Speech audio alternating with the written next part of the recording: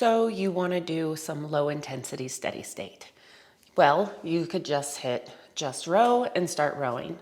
Or you can be a little more deliberate with your tracking of your data and press the menu button and go to select workout, new workout, single time.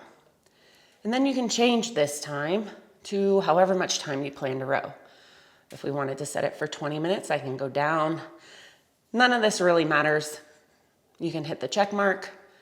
And then when you're rowing, you can change the display to show 6 lines of information. You can see your average for the whole time, your projected finish, number of meters, and your split. So you would just hit the display button until you saw that. You could also do just 4 lines, you just won't see the average. If you want to change the units, you can hit the units button. You can show watts. You can also show calories. The preferred unit of measurement for most rowers is the time / 500 meters. So how much time it takes you to row 500 meters if you were to continue at that pace. So the lower that number is, the more work you're doing. Up here in the top right corner, we have our strokes per minute. That doesn't need to be very high in order for this to be very low. You can row very slowly and still very hard. You can also row very quickly and not be rowing very hard. So they don't exactly have to relate to one another. In the end, yes, of course, one helps the other. But in the beginning, sometimes rowing slower instead of faster will help you out.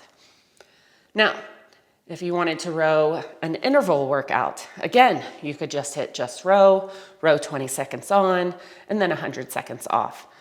That gets a little bit hard to keep track of. So what I would suggest is that you go to select workout, new workout, intervals, and then intervals time. Once you're here, if you just hit the minus button, you'll go to a 20-second minimum.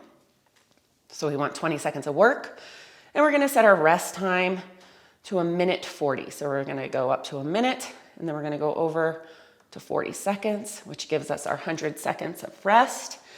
And then when we're done, we're gonna hit that check mark. So now our monitor is set for 20 seconds of work with 100 seconds of rest for however many intervals we wanna do.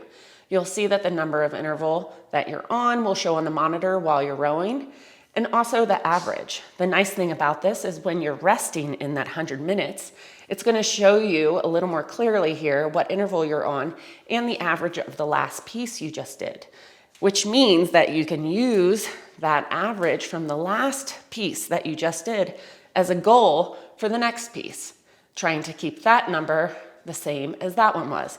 And that way, instead of doing a bunch of different intensities for all the intervals you're doing, you can try and match them and be consistent from interval to interval, and then potentially get better at the end. When you're all done with either of these workouts, you can look at what's on the screen, of course, but you can also go to the memory inside the monitor. So the memory, pressing that button, my suggestion is you go to list by date, because that's gonna tell you the workouts that you did here. So for instance, I just did 6 rounds of 20 seconds on, 40 seconds off. I can hit the magnifying glass. It's gonna show me for each of the intervals I did, the average pace that I held, the average stroke rate that I held. It's also gonna show me how many meters, and it's gonna show me the average of all the pieces that I did. That's a great piece of information to take into the next workout. If I wanna know what that looks like in watts or calories, I can simply hit the units button, and it changes it all to watts, or it changes it all to the calories, and then the calories specific burned within that 20 seconds. Very sad number of calories. So there are lots of ways to kind of keep track of your information on this monitor, and I highly encourage you to learn more about what you can do and how it can help you with your workouts. Any questions? Just let me know.